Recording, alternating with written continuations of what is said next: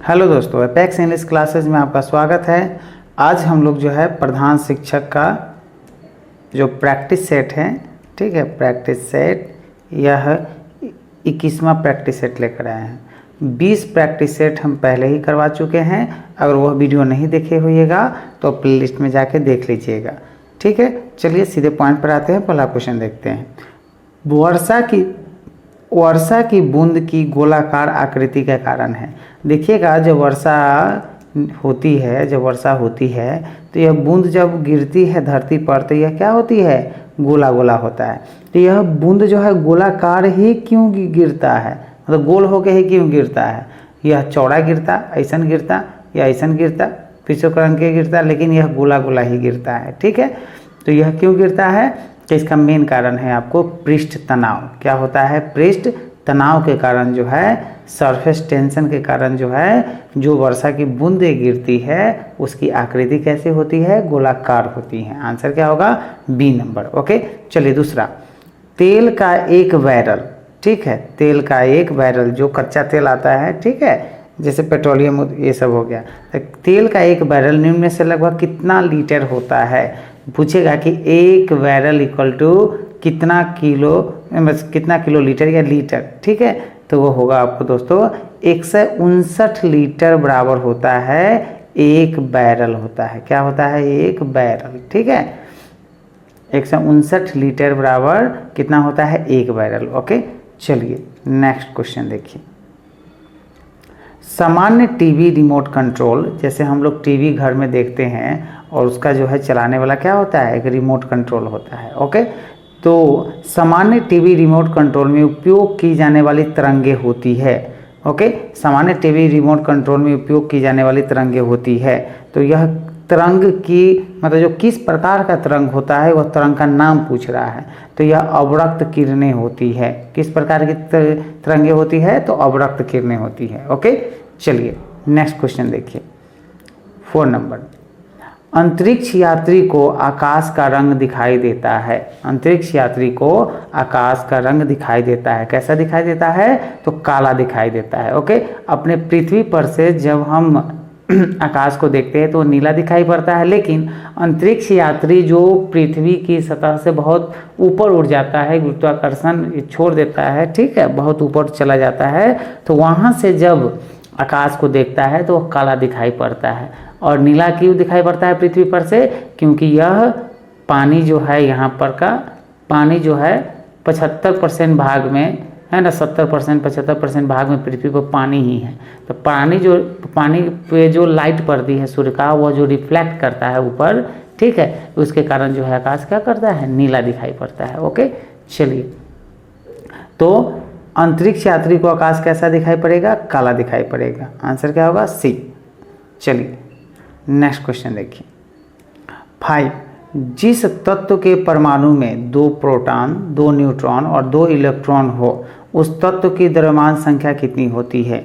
उस तत्व की द्रव्यमान संख्या कितनी होती है, तो उस तत्व की द्रव्यमान संख्या होगी 4। ओके, कितना होगा, 2 + 2 क्या हो जाएगा, 4 होगा। द्रव्यमान संख्या कितनी होगी, 4। ओके, चलिए, जो जलते हुए विद्युत बल्ब के तंतु का तापमान सामान्यतः कितना डिग्री सेल्सियस तक होता है। ओके, जैसे मान के चलिए आपके घर में एक जो पहले वाला बल्ब नहीं आता था, शीशा वाला, है ना, शीशा वाला गोला सा, ठीक है, तो उसमें जो है, जो अगर बल्ब जल रहा है तो उसमें जो फिलामेंट होता है, वो फिलामेंट जब जलता रहता है तो अंदर जो है अगर तापमान अगर नापा जाए उसका, तो कितना डिग्री सेल्सियस तक होता है, तो वह 2000 डिग्री सेल्सियस से 2500 डिग्री सेल्सियस तक उसका तापमान रहता है। किसका, उस फिलामेंट का। ओके, किस विद्युत बल्ब के तंतु मतलब फिलामेंट का। ओके, चलिए 7 नंबर क्वेश्चन देखिए। निम्नलिखित ईंधनों में से कौन सा न्यूनतम वायु प्रदूषण करता है। निम्नलिखित ईंधनों में से कौन सा न्यूनतम वायु प्रदूषण करता है। ओके, तो यह करता है आपको हाइड्रोजन करता है। मतलब हाइड्रोजन अगर जलेगा तो सबसे कम प्रदूषण यही फैलाएगा। ओके, सबसे कम प्रदूषण यही फैलाता है, हाइड्रोजन जलेगा तो क्या होगा, H2 होता है इसका, ठीक है, तो यह जो है प्रदूषण ज़्यादा नहीं फैलाएगा। ओके, चलिए, 1 बिलियन लाल लिटमस को नीला कर देता है, विलयन का पीएच क्या होगा? ओके, तो लाल लिटमस पत्र को नीला कर दे, ठीक है, वो विलयन का पीएच जो है वह कितना होना चाहिए? तो होना चाहिए आपको दोस्तों 7 से अधिक होना चाहिए। और यहाँ पे क्या दिया हुआ है? 7 दिए हुआ है, 1 दिए हुआ है 5।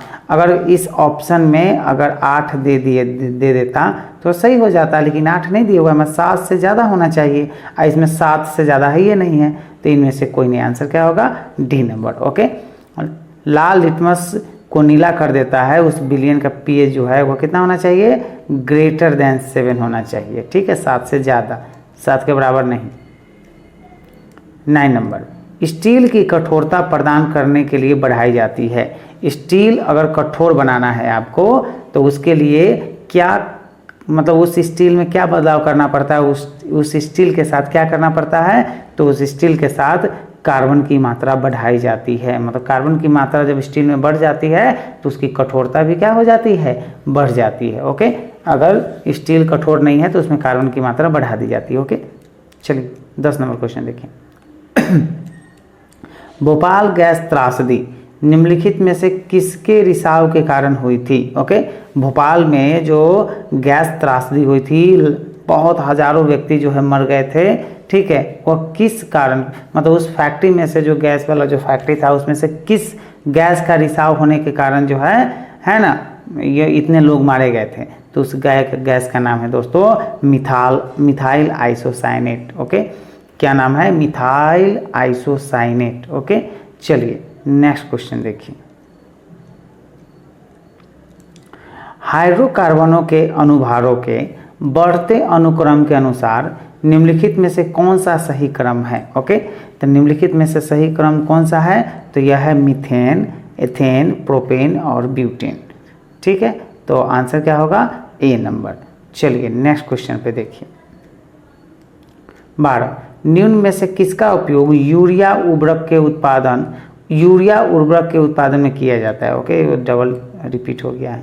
तो किसका उपयोग जो है यूरिया उर्वरक के उत्पादन में किया जाता है? इसमें चारों में से कौन सा, ठीक है, किसका इस्तेमाल किया जाता है यूरिया के उत्पादन में? तो किया जाता है कार्बन डाइऑक्साइड का इस्तेमाल जो है यूरिया उत्पादन में किया जाता है। ओके, चलिए आंसर क्या होगा? ए नंबर। ओके, आंसर क्या होगा? ए नंबर।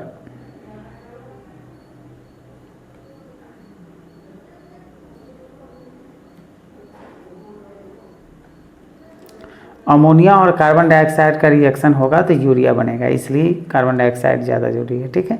चलिए 13 नंबर, निम्नलिखित प्रति सूक्ष्मजीवी औषधियों में कौन सी यक्ष्मा और कुष्ठ दोनों की चिकित्सा के लिए उपयुक्त है?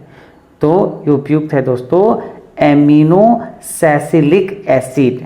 क्या नाम है? एमिनोसैसिलिक एसिड जो है वह यक्ष्मा और कुष्ठ दोनों के चिकित्सा के लिए उपयोगी है। आंसर क्या होगा? B number. ओके, चलिए 14 नंबर क्वेश्चन देखिए। निम्नांकित में कौन सा रक्त के हीमोग्लोबिन के साथ अनुत्क्रमणीय संश्लिष्ट बनाता है? तो यह बनाता है दोस्तों कार्बन मोनोऑक्साइड। आंसर क्या होगा? C number. ओके, आंसर क्या होगा? सी। चलिए 15 नंबर क्वेश्चन देखिए। बीमारी पता करने के यंत्र एमआरआई का मतलब क्या होता है? मतलब एमआरआई जो होता है वह बीमारी पता करने के लिए एमआरआई कराया जाता है शरीर के अंगों का, ठीक है। तो एमआरआई का फुल फॉर्म पूछ रहा है कि क्या होता है। ओके, तो यह होता है चुंबकीय रेजोनेंस चित्रीकरण। ओके, इसका होता है मैग्नेटिक एमआरआई का देखिए मैग्नेटिक, एम से क्या होगा? मैग्नेटिक, आर से होगा रिजोनेंस और आई से होगा इमेजिंग। इमेज से इमेजिंग बना हुआ है, मैग्नेटिक रिजोनेंस इमेजिंग, ठीक है। तो मैग्नेटिक रिजोनेंस से इसका इमेज लिया जाता है, शरीर के अंगों का एमआरआई कराया जाता है। ओके, तो आंसर क्या होगा? C number. चलिए, दंत क्षय का कारण है, जो दांत का जो क्षय हो जाता है उसका मेन कारण क्या है? तो बैक्टीरियल संक्रमण के कारण जो है दांत का क्षय हो जाता है। ओके, चलिए, बीमारी जिसमें उच्च मात्रा में रक्त में यूरिक अम्ल प्रधान रूप में पाया जाता है वो क्या है? तो वो है गठिया या गाउट। आंसर क्या होगा? B number. नेक्स्ट क्वेश्चन देखिए 18 नंबर, डीएनए की निम्नलिखित में से किस विशिष्टता ने उसे पीढ़ी दर पीढ़ी आनुवांशिक सूचना संग्रह करने और प्रेषण करने के लिए अद्वितीय रूप से उपयुक्त बनाया है?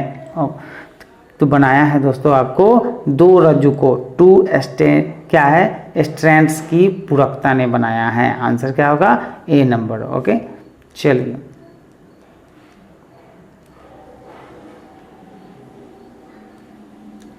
चिकित्सीय भाषा में गोल्डन आवर का संबंध है। तो चिकित्सीय भाषा में गोल्डन आवर का संबंध किससे है? तो यह हृदय घात से संबंधित है। चिकित्सीय भाषा में गोल्डन आवर किससे संबंधित है? तो हृदय घात से संबंधित है। ठीक है, चलिए इस वीडियो का पीडीएफ लेने के लिए, ठीक है, इस वीडियो का पीडीएफ लेने के लिए इस वीडियो के डिस्क्रिप्शन बॉक्स में जाइएगा और टेलीग्राम का लिंक दिया होगा। आज तक मैंने जितने भी वीडियो बनाया है सारा वीडियो का जो पीडीएफ है वो टेलीग्राम चैनल पर उपलब्ध है। टेलीग्राम चैनल को ज्वाइन कर लीजिएगा और यहाँ से सारा पीडीएफ आप डाउनलोड कर सकते हैं, रिवीजन कर सकते हैं विद आंसर। ठीक है, अगर कोई भी दिक्कत हो तो आप हमें क्या कीजिएगा? कमेंट में लिखिएगा। और वीडियो अच्छा लगे तो इसको सब्सक्राइब कर लीजिएगा। ठीक है, और दोस्तों के साथ शेयर कीजिएगा और चैनल को क्या कीजिएगा? लाइक कीजिएगा। ओके, चलिए 20 नंबर, निम्न में से कौन सा जैविक मूल का है? निम्न में से कौन सा जैविक मूल का है? ओके, तो यह मूंगा जो है वह जैविक मूल का है। आंसर क्या होगा? ए नंबर। नेक्स्ट क्वेश्चन, मायोग्लोबिन में कौन सी धातु होती है? तो मायोग्लोबिन में जो है लोहा नामक धातु होती है। आंसर क्या होगा? D number. नेक्स्ट क्वेश्चन देखिए, भारतीय राष्ट्रीय ध्वज में चक्र किसका प्रतीक है? तो भारतीय राष्ट्रीय ध्वज में चक्र जो है वह न्याय का प्रतीक है। आंसर क्या होगा? B number. भारतीय राष्ट्रीय ध्वज में चक्र किसका प्रतीक है? तो न्याय का प्रतीक है। आंसर क्या होगा? B number. ओके, चलिए 23 नंबर क्वेश्चन देखिए, भारतीय संविधान की 7वीं अनुसूची के अंतर्गत राज्य सूची में निम्न में से किसका उल्लेख है? तो राज्य सूची में निम्नलिखित में से किसका उल्लेख है? तो रेलवे पुलिस का उल्लेख है। आंसर क्या होगा? C number. किसका उल्लेख है? तो रेलवे पुलिस का। ठीक है, चलिए नेक्स्ट क्वेश्चन देखिए 24 नंबर, भारत में स्वतंत्रता के पश्चात प्रथम मंत्रिमंडल का कानून मंत्री कौन था? ओके, तो प्रथम मंत्रिमंडल का कानून जो मंत्री कौन था? तो यह था दोस्तों आपको बी आर अम्बेडकर। आंसर क्या होगा? D number. कौन है? बी आर अम्बेडकर जो है प्रथम मंत्रिमंडल कानून मंत्री थे। ठीक है, चलिए नेक्स्ट क्वेश्चन देखिए 25 नंबर, निम्नलिखित में कौन संविधान के अनुच्छेद 21 के दायरे में नहीं आता? ओके, तो 21 के दायरे में जो है कौन नहीं आता? तो मृत्युदंड जो है वह 21 के दायरे में नहीं आता है। चलिए नेक्स्ट क्वेश्चन देखिए, लोक लेखा समिति अपनी रिपोर्ट प्रस्तुत करती है। ओके, किसके समक्ष प्रस्तुत करती है? तो यह करती है लोकसभा के स्पीकर को, है ना, अपनी रिपोर्ट सौंपती है। आंसर क्या होगा? B number. लोकसभा का अधिवेशन गठित करने हेतु गण पूर्ति कोरम कितनी है? ओके, कितनी गण पूर्ति, कोरम को कितना पूर्ति करना पड़ता है? तो सदन के सदस्यों की कुल संख्या का 10वां भाग जो है पूर्ति करना पड़ता है कोरम के तहत। ठीक है, तब ये जो है लोकसभा का अधिवेशन गठित किया जा सकता है, नहीं तो नहीं। 28 नंबर क्वेश्चन देखिए, लोकसभा के स्पीकर का निर्वाचन होता है। लोकसभा के स्पीकर का निर्वाचन होता है किसके द्वारा? तो लोकसभा के सभी सदस्यों के द्वारा होता है। आंसर क्या होगा? C number. चलिए नेक्स्ट क्वेश्चन देखिए, निम्नलिखित में से कौन सा कार्य स्थानीय स्वशासन के अधिकार क्षेत्र में नहीं आता? निम्नलिखित में से कौन सा कार्य स्थानीय स्वशासन के अधिकार क्षेत्र में नहीं आता? क्या नहीं आता है? तो सार्वजनिक अनुशासन का रख रखाव यह नहीं आता है। आंसर क्या होगा? D number. ओके, चलिए, भारत का कार्यपालिका अध्यक्ष एग्जीक्यूटिव हेड कौन होते हैं? भारत का कार्यपालिका जो अध्यक्ष होता है एग्जीक्यूटिव हेड, वह कौन होते हैं? तो वह होते हैं दोस्तों राष्ट्रपति होते हैं एग्जीक्यूटिव हेड। आंसर क्या होगा? ए नंबर। ओके, चलिए संविधान का है ना 73 संशोधन संबंधित है। ओके, 73वां संशोधन जो है संविधान का वह किस चीज़ से संबंधित है? तो यह संबंधित है पंचायती राज प्रणाली से संबंधित है। आंसर क्या होगा? D number. ओके, चलिए 32 नंबर क्वेश्चन देखिए। भारतीय राष्ट्रीय कांग्रेस का प्रथम अधिवेशन कहाँ हुआ था? भारतीय राष्ट्रीय कांग्रेस का प्रथम अधिवेशन जो हुआ था वह हुआ था मुंबई में हुआ था। आंसर क्या होगा? C number. ओके, चलिए 33, डेक्कन एजुकेशन सोसाइटी की स्थापना से कौन संबंधित था? तो डेक्कन एजुकेशन सोसाइटी की स्थापना से कौन संबंधित था?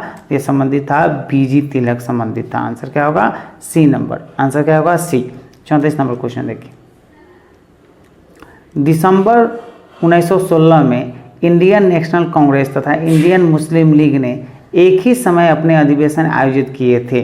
कहाँ आयोजित किए थे? तो ये आयोजित किए थे लखनऊ में आयोजित किए थे। आंसर क्या होगा? C number. चलिए नेक्स्ट क्वेश्चन। स्वदेशी आंदोलन के प्रारंभ का तात्कालिक कारण क्या था? तो स्वदेशी आंदोलन के प्रारंभ का तात्कालिक कारण जो था वह था दोस्तों लॉर्ड कर्जन द्वारा किया गया बंगाल विभाजन। आंसर क्या होगा? ए नंबर। आंसर क्या होगा? ए। चलिए नेक्स्ट। पंजाब केसरी की उपाधि किसको दी गई थी? तो पंजाब केसरी की उपाधि लाला लाजपत राय को दी गई थी। आंसर क्या होगा? सी। 37 नंबर क्वेश्चन। पटना में 1913 में अनुशीलन समिति की एक शाखा की स्थापना किसने की थी? तो यह की थी दोस्तों सचिंद्र नाथ सान्याल ने की थी। आंसर क्या होगा? C number. ओके, चलिए 38 नंबर क्वेश्चन देखिए। रॉलेट एक्ट का भारतीय राष्ट्रीय कांग्रेस ने विरोध किया क्योंकि इसका लक्ष्य था। इसका लक्ष्य क्या था? तो इसका लक्ष्य व्यक्तिगत स्वतंत्रता को सीमित करना था। आंसर क्या होगा? ए नंबर। ओके, चलिए 29 नंबर क्वेश्चन देखिए। राजेंद्र प्रसाद ने किसे पाकिस्तान का जन्मदाता माना है? ठीक है, राजेंद्र प्रसाद ने किसे पाकिस्तान का जन्मदाता माना है? तो यह माना है लॉर्ड मिंटो को माना है। आंसर क्या होगा? C number. ओके, असहयोग आंदोलन के दौरान बिहार में कृषकों का नेतृत्व किसने किया? तो असहयोग आंदोलन के दौरान बिहार में कृषकों का नेतृत्व जो किया था उनका नाम है स्वामी विद्यानंद। आंसर क्या होगा? ए नंबर। नेक्स्ट 41 नंबर क्वेश्चन देखिए। पटना को प्रांतीय राजधानी बनाया था। पटना को प्रांतीय राजधानी किसने बनाया था? तो यह शेर शाह ने बनाया था। आंसर क्या होगा? ए। हाल ही में किसने किसान मोबाइल ऐप लॉन्च किया है? तो हाल ही में किसने किसान मोबाइल ऐप लॉन्च किया है? तो IIT रुड़की ने लॉन्च किया है। आंसर क्या होगा? B number. Next question. हाल ही में किस राज्य को पहली बार मालगाड़ी से जोड़ा गया है? ओके, हाल ही में किस राज्य को पहली बार मालगाड़ी से जोड़ा गया है? तो उस राज्य का नाम है मणिपुर। आंसर क्या होगा? ए नंबर। ऑस्ट्रेलियन ओपन 2022 में पुरुष एकल का खिताब किसने जीता है? ओके, तो यह जीता है दोस्तों आपको राफेल नाडाल ने जीता है। आंसर क्या होगा? D number. ओके, चलिए 45 नंबर क्वेश्चन। वर्ष 2022-23 के लिए ICAI के नए अध्यक्ष के रूप में कौन चुने गए हैं? तो ICAI के नए अध्यक्ष के रूप में चुने गए हैं कौन? देवाशीष मित्रा चुने गए हैं। आंसर क्या होगा? ए नंबर। ओके, चलिए हाल ही में दिए गए वर्ष 2022 के गोल्डन ग्लोब्स अवार्ड्स में किसे बेस्ट एक्टर का अवार्ड मिला है? तो गोल्डन ग्लोब्स अवार्ड 2022 में बेस्ट एक्टर का अवार्ड मिला है एंड्रयू गॉडफील्ड को मिला है। आंसर क्या होगा? B number. आंसर क्या होगा? बी। हाल ही में क्लाइमेट एक्शन प्लान प्राप्त करने वाला शहर कौन बना है? तो क्लाइमेट एक्शन प्लान प्राप्त करने वाला जो शहर है वह बना है नासिक बना है। आंसर क्या होगा? B number. ओके, चलिए 48 नंबर। हाल ही में भारत की पहली वन्यजीव DNA प्रयोगशाला कहाँ में शुरू किया गया है? ओके, तो कहाँ शुरू किया गया है? तो ये शुरू किया है नागपुर में शुरू किया गया। आंसर क्या होगा? C number. ओके, चलिए हाल ही में जारी एशिया पावर इंडेक्स 2021 में भारत को कौन सा स्थान मिला है? तो एशिया पावर इंडेक्स 2021 में भारत को जो है वह चौथा स्थान मिला है। आंसर क्या होगा? C number. हाल ही में प्रकाशित पुस्तक नेहरू तिब्बत एंड चाइना के लेखक कौन है? तो नेहरू तिब्बत एंड चाइना के जो लेखक है वह है अवतार सिंह भसीन है। आंसर क्या होगा? B number. Next 51 number question देखिए, हाल ही में किस राज्य में भारत का पहला स्मोक टावर लगाया गया है? तो भारत का पहला स्मोक टावर लगाया गया है गोवा में लगाया गया। आंसर क्या होगा? D number. 52 नंबर, हाल ही में किस संस्था के द्वारा देश के पहले नैनो यूरिया लिक्विड को लॉन्च किया गया है? तो नैनो यूरिया लिक्विड को लॉन्च किया गया है किस संस्था के द्वारा देश के पहले? तो संस्था का नाम है दोस्तों इफ्को के द्वारा लॉन्च किया गया। आंसर क्या होगा? ए। नेक्स्ट 53 नंबर क्वेश्चन, तमिलनाडु का 38वां जिला कौन बना? तो तमिलनाडु का 38वां जिला बना है मय्यालुदुरई। ठीक है, आंसर क्या होगा? ए। मय्यालुदुरई। ठीक है, आंसर क्या होगा? ए नंबर। यदि अब ये आ गया मैथ्स का क्वेश्चन, ओके, ये क्या है? मैथ्स का क्वेश्चन। तो मैथ्स और रीजनिंग का जो क्वेश्चन है यह अलग से इसका जो है बनाया गया है, वीडियो बनाया गया है। तो प्रधान शिक्षक के नाम से प्लेलिस्ट होगा, उसमें मैथ और रीजनिंग का क्वेश्चन चैप्टर वाइज दिया गया है, उसको बना लीजिएगा, उसको देख लीजिएगा वीडियो को, आपको सारा समझ में आ जाएगा। ओके, यहाँ पे जो है बनाना इतना आसान नहीं है ये, ठीक है, यहाँ पे इतने कम समय में नहीं बनेगा ये, ठीक है। अलग से जो है इसका वीडियो बनाया गया है मैथ्स और रीजनिंग का, वो देख लीजिएगा। ओके, चलिए हम देखते हैं, मैथ्स रीजनिंग को हम लोग छोड़ देंगे, इसका अलग से बना हुआ है। चलिए 64 नंबर क्वेश्चन देखिए, बर्फ से ढकी झील घेपन स्थित है, कहाँ स्थित है? तो स्थित है आपको हिमाचल प्रदेश में स्थित है। आंसर क्या होगा? बी। मृदा क्षरण को रोका जा सकता है, तो मृदा क्षरण को रोका जा सकता है, कैसे रोका जा सकता है? तो वन रोपण करके जो है मृदा क्षरण को रोका जा सकता है। आंसर क्या होगा? सी। 66 नंबर क्वेश्चन, टिहरी बांध उत्तराखंड प्रदेश में निर्माण किया जा रहा है। टिहरी बांध उत्तराखंड प्रदेश में निर्माण किया जा रहा है, किसका निर्माण किया जा रहा है? तो भागीरथी नदी पर यह बांध बनाया जा रहा है, निर्माण किया जा रहा है। आंसर क्या होगा? ए। 67 नंबर क्वेश्चन देखिए, विश्व में दुग्ध उत्पादन के क्षेत्र में भारत का स्थान कैमा है? तो विश्व में दुग्ध उत्पादन के क्षेत्र में भारत का जो स्थान है वह है प्रथम। आंसर क्या होगा? ए नंबर, दूध के क्षेत्र में सबसे प्रथम स्थान है। ठीक है, चलिए 68 नंबर क्वेश्चन देखिए, जब IST याम्योत्तर मेरिडियम पर दोपहर होती है तब धरती पर एक अन्य स्थान पर लोग अपनी सुबह 6 बजे की चाय ले रहे होते हैं, उस स्थान का देशांतर है ना लॉन्गिट्यूड होगा, कितना होगा? तो वो होगा आपको 90 डिग्री वेस्ट होगा। आंसर क्या होगा? D number. ओके, चलिए बिहार का वह जिला जो पश्चिम बंगाल एवं नेपाल दोनों को स्पर्श करती है, उसका नाम क्या है? तो उसका नाम है किशनगंज। आंसर क्या होगा? सी।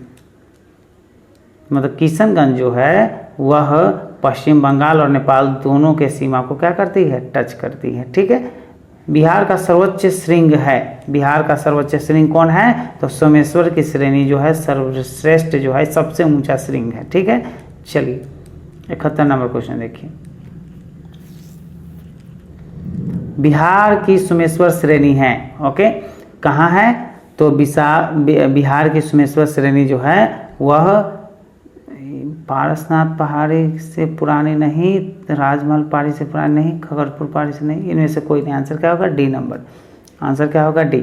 चलिए, बिहार के किस जिले में कुछ क्षेत्र की मिट्टी चमकती प्रतीत होती है? कहाँ की मिट्टी चमकती प्रतीत होती है बिहार के? तो नवादा की मिट्टी चमकती हुई प्रतीत होती है। आंसर क्या होगा? D number. ओके, चलिए 73 नंबर क्वेश्चन देखिए, बिहार में ताल मिट्टी की प्रधान फसल है, तो बिहार में जो ताल मिट्टी के जो प्रधान फसल है वो है दलहन, तिलहन और गेहूं। आंसर क्या होगा? बी। चलिए 74, बिहार में खादर मिट्टी की प्रमुखता फसल है या प्रमुख फसल कौन है? तो खादर मिट्टी में क्या उपजता है? धान, गेहूं, गन्ना, जूट उपजता है। आंसर क्या होगा? डी। प्रायद्वीपीय भारत में सबसे लंबी नदी कौन सी है? तो प्रायद्वीपीय भारत में सबसे लंबी नदी जो है वह गोदावरी है। आंसर क्या होगा? C number. ओके, चलिए 76, बच्चों की गलतियाँ क्या अधिगम प्रक्रिया का एक भाग है तथा उनके विचारों को एक अंतर्दृष्टि देती है। आंसर क्या होगा? D number. अब 76 नंबर क्वेश्चन से जो है आपको DLED का सिलेबस पूरा इसमें पूरा डीएलएड का सिलेबस, इसमें 75 क्वेश्चन पूछा जाएगा। ठीक है, इसका जो है 8 यूनिट हम बना चुके हैं डीएलएड का चैप्टर वाइज। वह नहीं देखे हुएगा तो प्लेलिस्ट में जाके आप देख लीजिएगा, वहाँ सारा जो है आपको मिल जाएगा। चलिए 77 नंबर क्वेश्चन देखिए, निम्नलिखित में से क्या भाषा दोष नहीं है? तो ध्वनि के प्रतिस्थापन का न होना यह भाषा दोष नहीं माना जाता है। आंसर क्या होगा? सी। नेक्स्ट, क्रिस्टलाइज्ड संबंधित है, तो क्रिस्टलाइज जो है वो किससे संबंधित है? तो अनुभव, अधिगम तथा वातावरण संबंधी कारकों पर आधारित एक सामान्य योग्यता। आंसर क्या होगा? C number. चलिए 69 नंबर क्वेश्चन देखिए, एक ही कक्षा शिक्षण का निष्पादन भिन्न भिन्न होता है, निम्नलिखित में से कौन सा कारक इसके लिए सर्वाधिक उत्तरदायी हो सकता है? तो सर्वाधिक उत्तरदायी हो सकता है शिक्षार्थियों की बुद्धि में अंतर। आंसर क्या होगा? ए नंबर। 80 नंबर क्वेश्चन देखिए, बाल केंद्रित शिक्षा द्वारा निम्नलिखित में से क्या संभव नहीं हो सकता? बाल केंद्रित शिक्षा द्वारा निम्नलिखित में से क्या संभव नहीं हो सकता? तो प्रत्येक बालक की विशेष आवश्यकताओं को समझना यह संभव नहीं हो सकता। आंसर क्या होगा? D number. ओके, चलिए 81 नंबर क्वेश्चन देखिए, अधिगम पर व्यक्तिगत तथा वातावरण से संबंधित कारकों का प्रभाव किस अवस्था तक पड़ता है? तो यह पड़ता है आपको संपूर्ण जीवन पड़ता है। मतलब अधिगम पर व्यक्तिगत हो या वातावरण से संबंधित जो कारक होता है वह बच्चों पर प्रभाव कब तक? तो पूरे जीवन भर पड़ता रहता है। आंसर क्या होगा? D number. 52 नंबर क्वेश्चन देखिए, 82 नंबर, लैंगिक भेदभाव के कारण छात्राओं की मनोदशा पर पड़ने वाला प्रभाव है। क्या प्रभाव पड़ता है? तो उनका मन स्कूल जाने के लिए नहीं करता है। आंसर क्या होगा? ए। कोई टीचर है, वह अगर कोई पुरुष शिक्षक है तो वह लड़कों को ज़्यादा जो है तवज्जो देता है, उससे ज़्यादा प्रश्न पूछता है, और लड़कियों को जो है ज़्यादा तवज्जो नहीं देता है, उसे प्रश्न नहीं पूछता है। तो उसमें लिंग का भेदभाव हो गया, लैंगिक भेदभाव, तो उसका जो है लड़कियों का मन स्कूल जाने को नहीं करता है। ठीक है, चलिए, मानसिक रूप से पिछड़े बालक की समस्या नहीं है। मानसिक रूप से पिछड़े बालक की समस्या इनमें से कौन सा समस्या नहीं है? तो असफलता का भय ना होना, यह समस्या नहीं है। आंसर क्या होगा? ए नंबर। चलिए, आपकी कक्षा को एक बच्चा किसी समस्या को समझने का प्रयास कर रहा है, आप उस बच्चे के विषय में क्या कहेंगे? तो हम लोग उस बच्चे के विषय में क्या कह सकते हैं? बच्चे में वैज्ञानिक सोच का विकास हो रहा है। आंसर क्या होगा? C number. चलिए 85 नंबर क्वेश्चन, आप अपनी कक्षा में अधिगम की गति तेज कर सकते हैं यदि, तेज किस शर्त पे किया जा सकता है? यदि वास्तविक दुनिया से उदाहरणों को कक्षा में लाया जाए जिसमें शिक्षार्थी न एक दूसरे से अंतःक्रिया करे और शिक्षक उस प्रक्रिया को सुगम बनाए। आंसर क्या होगा? ए नंबर। चलिए 86 नंबर क्वेश्चन, बालक की रुचि विद्यालय में बढ़ाने के लिए क्या किया जाना चाहिए? तो बालक जो है या छात्र या छात्राएं, उसकी रुचि जो है वह बनी रहे कक्षा में, उसके लिए आप क्या कर सकते हैं? तो हम शिक्षकों को करना चाहिए, विद्यालय का वातावरण बालक के अनुकूल किया जाना चाहिए, तब उसका इंटरेस्ट विद्यालय के प्रति बढ़ जाएगा। ठीक है, चलिए, पढ़ाई के प्रति भी बढ़ जाएगा। डैश प्रतिद्वंदात्मक समाजीकरण की अवस्था कहा जाता है। क्या कहा जाता है? तो यह बाल्यावस्था को जो है प्रतिद्वंदात्मक समाजीकरण की अवस्था कहा जाता है। आंसर क्या होगा? B number. पियाजे के अनुसार कोई बच्चा किस अवस्था में अपने परिवेश की वस्तुओं को पहचानने एवं उनमें विभेद करने लगता है? कब? तो यह होता है आपको पूर्ण संज्ञानात्मक अवस्था में होता है। आंसर क्या होगा? B number. 89 नंबर क्वेश्चन देखिए, निम्नलिखित कथनों में से कौन सा कथन सत्य है? तो निम्नलिखित कथनों में से कौन सा कथन सत्य है? तो स्त्रियों का हस्तलेख पुरुषों की अपेक्षा अच्छा होता है। ठीक है, आंसर क्या होगा? ए नंबर। ऐसा कोई जरूरी नहीं है कि स्त्रियों का हस्तलेख जो राइटिंग होता है पुरुषों की अपेक्षा अच्छा होता है। कोई भी, किसी की भी राइटिंग अच्छी हो सकती है, किसी की खराब हो सकती है। ठीक है, नहीं सॉरी,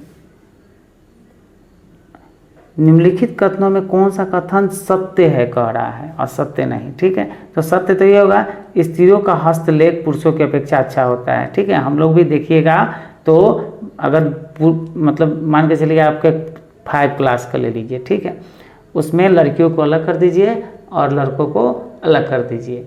तो एवरेज आप क्या देखिएगा कि लड़कियों का जो राइटिंग होता है, हस्तलेख होता है, वह लड़कों की तुलना में ज़्यादा सुंदर आपको दिखेगा। ठीक है, आंसर क्या होगा? ए नंबर। ठीक है, लग रहा है असत्य हो रहा था। ठीक है, चलिए 90 नंबर क्वेश्चन देखिए। आकलन की प्रक्रिया के दौरान शिक्षकों को काफ़ी सावधानी बरतने की आवश्यकता होती है। इस दौरान शिक्षकों को निम्नलिखित में से कौन सा कार्य करना चाहिए? इसमें करना क्या चाहिए? शिक्षार्थियों को फीडबैक उपलब्ध कराना ताकि वे बेहतर ढंग से कार्य कर सकें। आंसर क्या होगा? ए नंबर।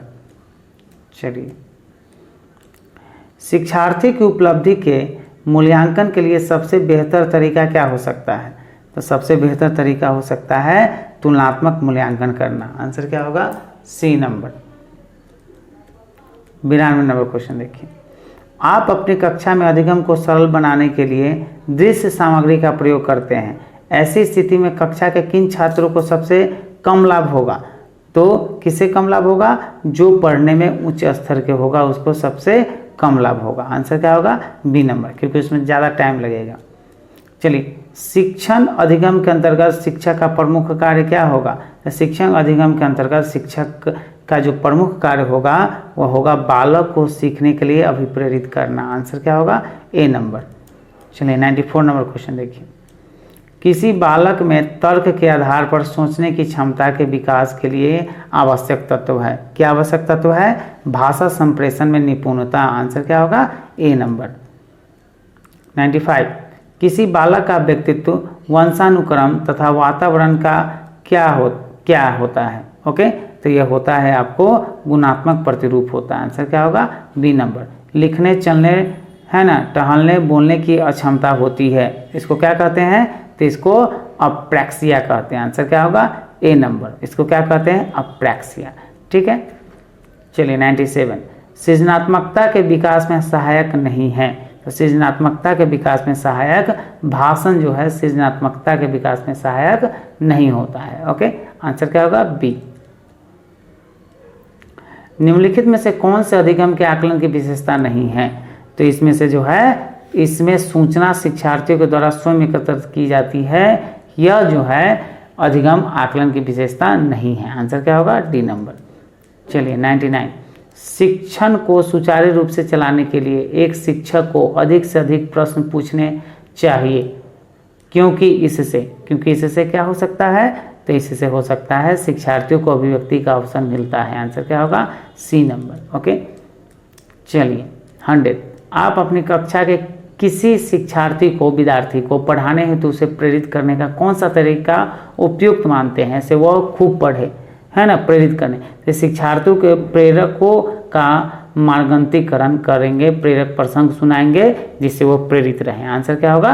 D number. महान पुरुषों की कहानी सुनाएंगे, उनका जो है बायोग्राफी बताएंगे तो समझ में आएगा। एक अध्यापक का मुख्य उत्तरदायित्व है। एक अध्यापक का मुख्य उत्तरदायित्व क्या होना चाहिए? विद्यार्थियों के विभिन्न अधिगम शैलियों के अनुसार अधिगम के अवसर प्रदान करना। आंसर क्या होगा? D number. 102, वातावरण की वह बाहरी शक्ति जो हमें प्रभावित करती है, कथन है, किसका है?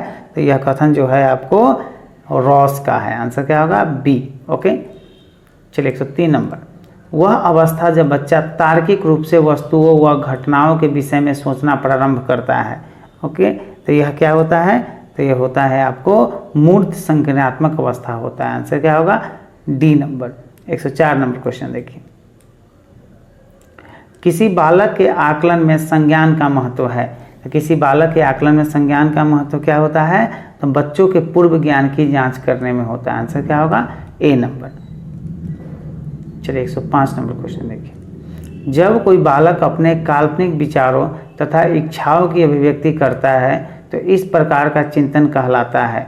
तो इस प्रकार का चिंतन क्या कहलाता है? स्वली चिंतन कहलाता है। आंसर क्या होगा? ए नंबर। क्या कहलाता है? स्वली चिंतन। मौलिकता का गुण निम्न में से किन बालकों में पाया जाता है? तो मौलिकता का गुण निम्न में से किन बालकों में पाया जाता है? तो पाया जाता है वे बालक जो सृजनशीलता का गुण रखते हैं उसमें पाया जाता है। आंसर क्या होगा? C number. 107 नंबर क्वेश्चन देखिए। जब शिक्षार्थियों की संख्या अधिक हो तो किस प्रकार के प्रश्नों द्वारा उनका मूल्यांकन किया जा सकता है? तो किस प्रकार के प्रश्नों द्वारा उनका मूल्यांकन किया जा सकता है? तो वस्तुनिष्ठ प्रश्नों के द्वारा उनका मूल्यांकन किया जा सकता है। आंसर क्या होगा? B number. संज्ञानात्मक विकास को किसने जॉननिक ज्ञान मीमांसा के रूप में स्वीकार किया है? तो कौन स्वीकार किया है? तो जीन पियाजे ने स्वीकार किया है। आंसर क्या होगा? B number. चलिए 109, केंद्रीय माध्यमिक शिक्षा बोर्ड ने विद्यालय आधारित सतत एवं व्यापक मूल्यांकन के दिशा निर्देश दिए हैं। निम्नलिखित में से कौन सा इसका एक उद्देश्य नहीं है? ओके, तो कौन सा इसका उद्देश्य नहीं है? तो विद्यार्थियों को अपनी रुचि के अनुसार पढ़ने की छूट देना इसका उद्देश्य नहीं है। आंसर क्या होगा? B number. चलिए 110 नंबर क्वेश्चन देखिए। निम्नलिखित में से कौन सा वाक्य सत्य नहीं है? तो इनमें से कौन सा वाक्य सत्य नहीं है? तो अनुशासन किसी भी प्रकार की प्रेरणा का नकारात्मक स्वरूप है। आंसर क्या होगा? C number. सत्य नहीं है तो यही सत्य नहीं है, बाकी सब सत्य है। ठीक है, चलिए बच्चों के व्यक्तिगत विकास हेतु शिक्षा से संबंधित किस तथ्य पर एक शिक्षक को ध्यान नहीं देना है? ओके, तो किस पे ध्यान नहीं देना है? तो यह बच्चों के व्यक्तित्व को मान्यता न देना, इस पर ध्यान नहीं देना। आंसर क्या होगा? D number. ओके, चलिए 112 नंबर। एक बालक कक्षा में दी गई अनुक्रियाओं को तेजी से सीख जाता है, इसका कारण हो सकता है। इसका कारण क्या हो सकता है? तो हो सकता है बालक की तेज बुद्धि हो। आंसर क्या होगा? ए नंबर। चलिए 113, व्यक्तिगत विभिन्नताओं के विकास हेतु पूर्व माध्यमिक कक्षाओं में बालकों का शिक्षण किस प्रकार किया जाना चाहिए? तो बालकों का शिक्षण जो है किस प्रकार किया जाना चाहिए? तो खेल विधि के माध्यम से बालकों में गणित तथा भाषा का ज्ञान देना चाहिए। सही बात है। उन्हें अक्षर ज्ञान तथा गणना की जानकारी प्रारंभ से ही मौखिक रूप में दी जानी चाहिए। सही है। लिखने तथा सिखाने के पूर्व बच्चों के चित्र बनवाए जाना चाहिए। सही बात है। तो उपरोक्त सभी। आंसर क्या होगा? D number. ठीक है, सभी। 114 नंबर क्वेश्चन देखिए। अपनी कक्षा में अर्थपूर्ण अधिगम को सुसाध्य बनाने के लिए अध्यापिका को अपनी कक्षा में सामाजिक, सांस्कृतिक, धार्मिक, भाषाई विविधता को डैश जाइए। क्या चाहिए? तो चाहिए कि समझना चाहिए। आंसर क्या होगा? ए नंबर। ठीक है, 115 नंबर क्वेश्चन देखिए। बच्चों का विद्यालय में असफल होना क्या कहलाता है? तो बच्चों का विद्यालय में असफल होना यह निर्दिष्ट करता है कि विद्यालय इन बच्चों की आवश्यकताओं और रुचियों की पूर्ति करने में समर्थ नहीं है। आंसर क्या होगा? D number. समूह में एक दूसरे को पढ़ाने और सहायता करने से क्या होता है? तो क्या होता है? तो बच्चे स्वयं की चिंतन प्रक्रिया पर आक्षेप कर सकते हैं और संज्ञानात्मक क्रियाकलाप के उच्च स्तर पर पहुंच सकते हैं। आंसर क्या होगा? C number. ओके, बच्चों के समाजीकरण में विद्यालय क्या करता है? तो बच्चों के समाजीकरण में विद्यालय क्या करता है? तो यह करता है द्वितीयक कारक होते हैं। ठीक है, आंसर क्या होगा? B number. 118 नंबर क्वेश्चन देखिए। निम्नलिखित में से किस मनोवैज्ञानिक ने प्रस्तावित किया है कि बच्चों का चिंतन गुणात्मक रूप से वयस्कों की अपेक्षा अलग होता है? तो किस वैज्ञानिक ने किया है? तो वैज्ञानिक का नाम है जीन पियाजे। आंसर क्या होगा? C number.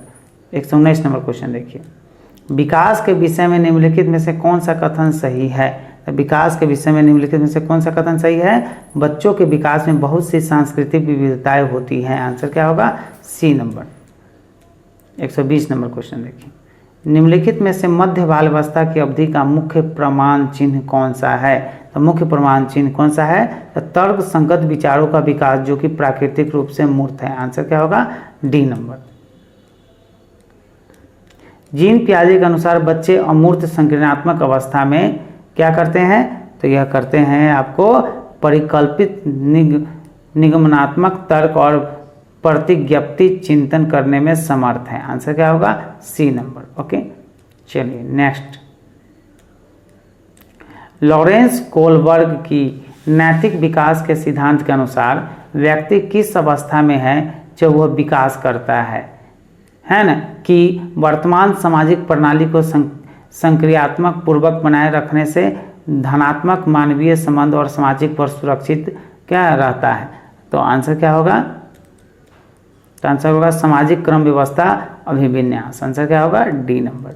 चलिए 123 नंबर क्वेश्चन देखिए। बाल्यावस्था की अवधि में विकास क्या है? तो बाल अवस्था की अवधि में विकास क्या होता है, तो ये होता है बहुस्तरीय और मिश्रित होती है। आंसर क्या होगा, डी नंबर।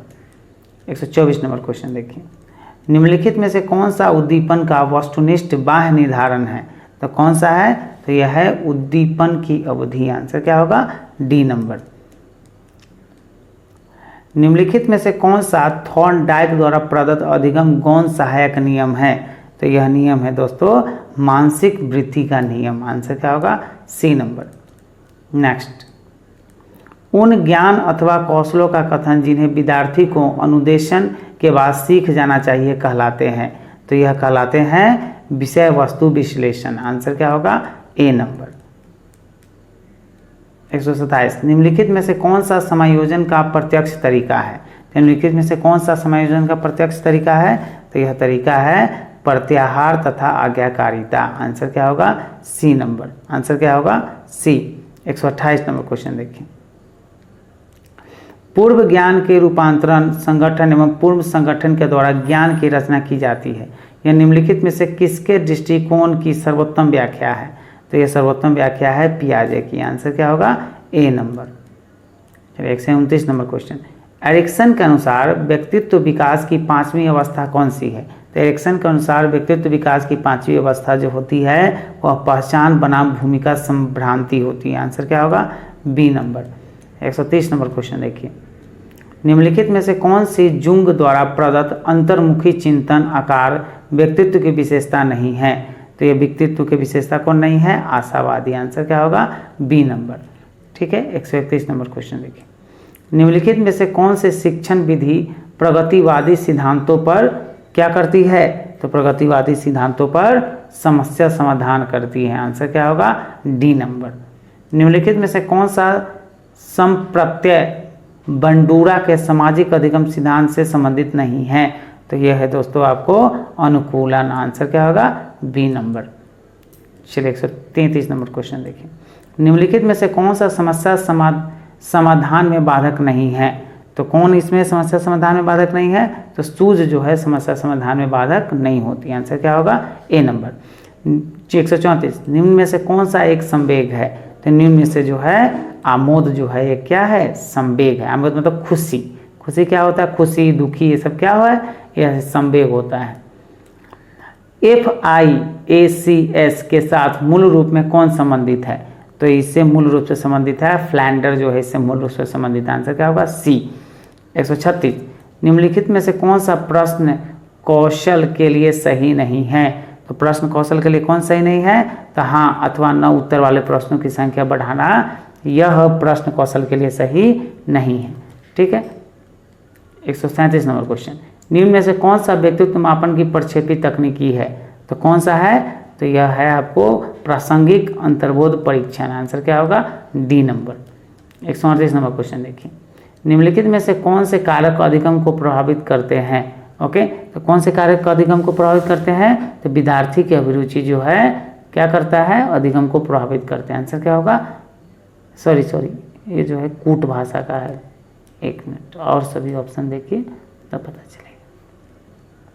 ठीक है, तो निम्नलिखित में से कौन से कारक अधिगम को प्रभावित करते हैं, तो विद्यार्थी की अभिरुचि ये अधिगम को प्रभावित करता है। ठीक है, विद्यार्थी का समकालीन स्वास्थ्य ये भी प्रभावित करता है, शिक्षा शास्त्रीय रणनीतियाँ ये भी प्रभावित करता है, अब विद्यार्थी का सामाजिक सांस्कृतिक संदर्भ भी प्रभावित करता है। तो आंसर क्या होगा, 1 2 3 4, आंसर क्या होगा, ए नंबर। ठीक है, चलिए 139 नंबर क्वेश्चन देखिए, सतत एवं समग्र मूल्यांकन में क्या शामिल है, तो सतत एवं समग्र मूल्यांकन में जो है विविध प्रकार की रणनीतियों का प्रयोग करते हुए दोनों संरचनात्मक एवं संज्ञानात्मक आकलन का प्रयोग करना। आंसर क्या होगा, ए नंबर। ठीक है, 140 नंबर क्वेश्चन देखिए, मानव विकास के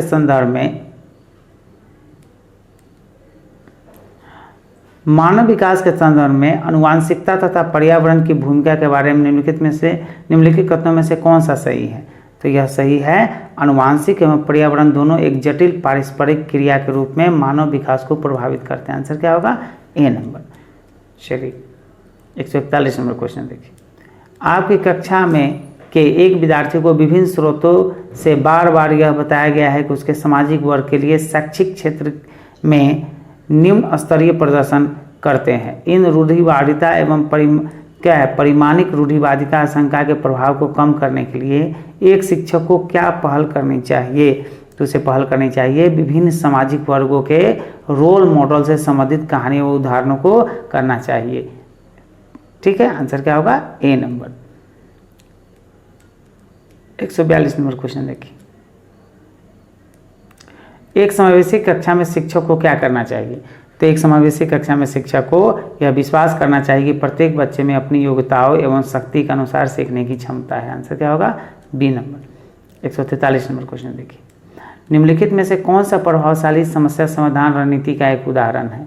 तो यह है रणनीति का उदाहरण साधन साध्य विश्लेषण, समस्या को अनेक उपलक्ष्यों में विभाजित करना। आंसर क्या होगा? ए नंबर। 144, एक शिक्षक एक समावेशी कक्षा में विशेष योग्यता वर्ग वाले अधिगमकर्ताओं की आवश्यकताओं को किस प्रकार से बता सकता है, संबोधित कर सकता है? किस प्रकार से? तो प्रत्येक विद्यार्थी के अधिगम के सशक्त पक्षों एवं कमजोरियों के विश्लेषण के आधार पर विशिष्ट अधिगम उद्देश्यों को विकसित करना, ठीक है, कर सकता है। आंसर क्या होगा? ए नंबर। तो 145 नंबर क्वेश्चन देखिए, एक शिक्षिका अपनी कक्षा में सृजनात्मक विद्यार्थियों को वह किस प्रकार से प्रोत्साहित कर सकती है? ठीक है, तो किस प्रकार से प्रोत्साहित कर सकती है? तो अनेक परिप्रेक्ष्यों को प्रोत्साहित करने तथा मूल विचारों को महत्व देकर। आंसर क्या होगा? D number. चलिए 146, निम्नलिखित में से कौन सा कारक कक्षा में सार्थक अधिगम का पक्ष लेता है? ओके, तो सार्थक अधिगम का पक्ष कौन लेगा? तो विषय वस्तु तथा बच्चों के संपूर्ण कुशल क्षेम एवं अधिगम के प्रति सच्चा सरोकार रखना। आंसर क्या होगा? ए नंबर। 147 नंबर क्वेश्चन, बच्चे अनेक घटनाओं के बारे में सहजता, है ना, सहजानुभूत सिद्धांत की संरचना करते हैं। इस पृष्ठभूमि में एक शिक्षक को क्या करना चाहिए? एक शिक्षक होने के नाते संवाद के द्वारा बच्चों की सब धारणाओं को चुनौती देना चाहिए। आंसर क्या होगा? B number. चलिए 148, शिक्षक कक्षा में पढ़ने में ध्यान न देने वाले बच्चों से किस प्रकार व्यवहार कर सकते हैं? तो उसे कैसा व्यवहार कर सकते हैं? तो उसे उनसे बात करके तथा उनकी अरुचि का कारण जानने की कोशिश करके, ठीक है, यह समस्या का समाधान किया जा सकता है। 149, निम्नलिखित में से कौन से शिक्षण अधिगम के लिए एक प्रभावशाली शिक्षण प्रणाली नहीं है? तो कौन नहीं है? तो दिए गए ज्ञान को दोहराने पर ध्यान केंद्रित करना। आंसर क्या होगा? ए नंबर। संरचनावादी उपागम बताता है कि ज्ञान की संरचना के लिए अत्यंत आवश्यक है। तो ज्ञान की संरचना के लिए क्या अत्यंत आवश्यक है? तो विद्यार्थी का पूर्व ज्ञान जो है अत्यंत आवश्यक है। ओके, इस चैनल को सब्सक्राइब नहीं कीजिएगा तो सब्सक्राइब कर लीजिएगा। सब्सक्राइब करने से फ़ायदा ये होगा कि कोई भी वीडियो मैं डालूंगा तो आपको नोटिफिकेशन के माध्यम से पता चल जाएगा कि मैंने वीडियो अपलोड किया है, और उस वीडियो को आप आसानी से क्या कर सकते हैं? वॉच कर सकते हैं बिना सर्च यूज किए हुए। अन्यथा जो है आपको पता ही नहीं चलेगा कि मैंने वीडियो कब अपलोड किया। ओके, इस वीडियो का पीडीएफ जो है, या जितने भी वीडियो मैंने आज तक बनाया है सारा का पीडीएफ जो है मेरे टेलीग्राम चैनल पर है। टेलीग्राम से जुड़ने के लिए आप क्या कीजिएगा, इस वीडियो के डिस्क्रिप्शन बॉक्स में टेलीग्राम का लिंक होगा, वहाँ जाके आप ज्वाइन कर लीजिएगा, आपको सारा पीडीएफ फ्री में मिल जाएगा। मिलते हैं नेक्स्ट वीडियो में, तब तक के लिए जय हिंद, जय भारत।